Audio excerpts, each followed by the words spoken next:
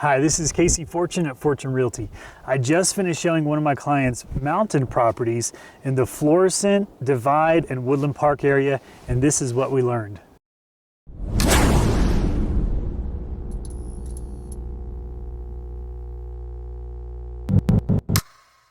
So I just finished up having dinner with one of my clients, and I just thought this is a lot of information that could be very valuable, because when it comes to looking at mountain properties, it is so much different than looking in, say, Black Forest or pretty much anywhere else in Colorado Springs. And I want to share what you need to be looking for when it comes to mountain properties. So my client's looking for a property on a little bit of acreage, and I would say priced at the lower price range as far as what the area has to offer. Let's talk about the pros and cons of the properties that we were at today, and the biggest thing is what to look for. I'm going to talk about water again. I know if you've seen my other videos, you're probably like, does this guy ever talk about anything else besides water? I do, but water is so important to me because it's such a big part of your life, and it brings life to your house and your yard, and it's what you bathe with. So anyway, let's jump right in.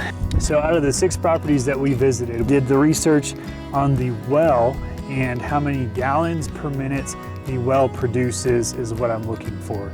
And the reason I do that is because a lot of this area does not have strong wells at all. In fact, I was told that from some locals, I think it was around 2013 when Colorado was in a pretty severe drought, some of them had no water at all. Their wells completely dried up.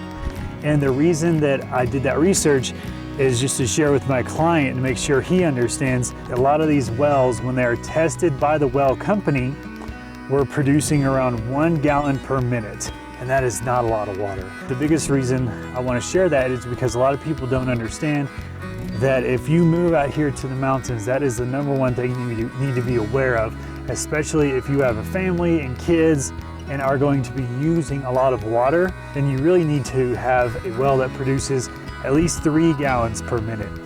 And that's sufficient, but that's not even good. When I say these wells are producing 1 gallon per minute, then that may mean if we go into a drought year, you may not have any water at all. So what would that look like?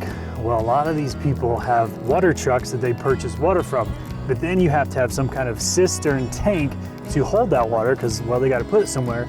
And the difficult part is in the winter time, you have to climate control that to stop that water from freezing. So again, I know here we are talking about water again, but it's so important. So that's the #1 thing, especially for people that are coming in from out of state.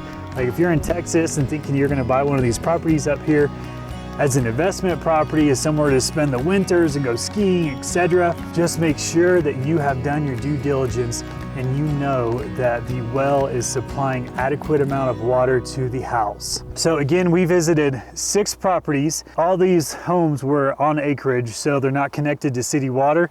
If you are connected to city water, completely different story. It's just hard to find a house that's connected to city water that has like 5 acres. For example, you really won't find those. So if you're looking at large acreage, this is more who this video is speaking to. Because yeah, once you get into Woodland Park, even some of the Divide and Florissant, if you're very close to the city, you can get on city water and sewer. So other things that are really important is the direction of the sun, how the sun hits the property is very important, because the sun will melt the snow if it's south facing. For example, if you have a north facing driveway, the sun is always going to be on the south side of your home. That means that the snow on your driveway and front porch are really never going to melt possibly all winter. Right now it's early January. You can see behind me we really don't have a lot of snow, but when you get up to this elevation, and we're around 8,500 feet above sea level, so this is much different atmosphere, looks and feels much different from Colorado Springs. The other thing to look for as you travel to these properties is road conditions. Some of the roads we went down today were pretty rough. Washboard roads, switchbacks. Switchbacks is where you're basically going up the mountain, and the road switchbacks because you can't travel straight up the mountain. Another big thing I was educating my clients on is a lot of builders built homes on these very steep slopes on the side of mountains. Well, those homes make me a little bit nervous. The reason being is, well, just what you think. They can start to kind of move down the mountain. We were in 2 homes today where both of my buyer and I saw significant structural damage, And those are the properties I say run from. You can always go find a house on a level lot that doesn't have that risk of moving down the mountain. So outside of that, if the house is built on a slope, you always want to look at the surrounding area and think of erosion, forest fires, that's some other stuff. After a forest fire, it comes to an area, one of the difficult things it leaves behind is scorched earth, and then there's major erosion problems on the side of mountains. Something else to think about in mountain properties. So far we've talked about wells, road conditions, internet. That's something else you have to make sure that if you do work from home, great place to live if you have internet. So that most places you're gonna have satellite internet, it's decent. Some people can work off of it, some can't. As far as cell phone service goes, it was hit or miss. A lot of areas I was surprised I did have it. In other areas I was surprised I didn't have it. Another thing to look at are mice. So we went in one property today and I should have filmed it, but I can't film somebody else's listing, but it had this stench of dead animals and my buyer was saying, what in the world is this? I was saying most likely it is mice. If there's a crawl space below the home, then those can be really dangerous for mice, especially with the change of seasons. They all head underneath your house because it's a little bit warmer, and there's even something called the hantavirus, which is pretty scary. So just something else to look for. In mountain properties, mice can be a very big deal. Now, that's all the negative stuff. Let's talk about the positive stuff.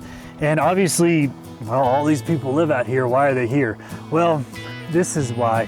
It is absolutely beautiful. It's quiet, it's peaceful, secluded.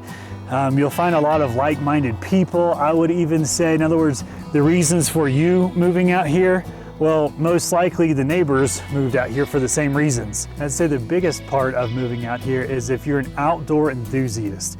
If you love to hike, you love being out in the sunshine, ski. This area is huge for dirt biking, side-by-sides, camping. You have reservoirs kind of all over the place. Spinny Mountain Reservoir, 11-mile reservoir, and so much to do. And I will say that once you live here, you're gonna know all the trails and know how to get away from the tourist. Now, speaking about tourists, that's something else that's, you know, pros and cons. That's on the con side of traffic can be pretty bad in this area. Highway 24 going to the mountains, I would say year round. In the wintertime, you have all the skiing traffic going up. In the summertime, you just have people headed to the mountains. So all the locals know on Friday night, Saturday morning, there's gonna be a lot of traffic coming through here. And then Sunday, they're all coming back home. But during the week, it's actually pretty quiet. Now, there is a canyon that separates Woodland Park from Colorado Springs, because I've had a lot of people say, you know, I'm gonna move to Woodland Park and commute to Colorado Springs. Well, that canyon can be pretty tough to drive through in the winter times just because it's in the shade. And again, anytime I talk about shade in the winter, you just have to picture those areas can be covered with snow for most of the winter time. Most of the biggest pros are if you're an outdoor enthusiast, you may really love this area. Also, Woodland Park has come a long ways in their commercial development. They have a Walmart, they have some great restaurants, some great food. I'm just probably 2 miles from McGinty's Pub and Bar. That's one of my favorite places. And it is self-sufficient as far as if you need groceries and all the little stuff like that. There's no Home Depots, no major hardware stores. There are some small ones. I've had a lot of my clients that are retirement plus age that I make sure to let them know if they have any medical conditions. One, you're at very high elevation, so you really need to be in pretty good shape to even live up here. And two, if you have any medical conditions that are going to require you to see a doctor on a regular basis, this may not be a good place for you. The reason being is you're probably going to spend most of your time going to Colorado Springs. And I say that because I actually had clients that moved out here a few years ago. They're retirement plus age.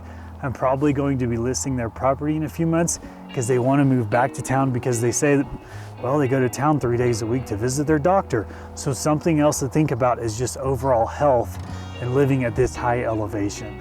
Whew, but it's cold.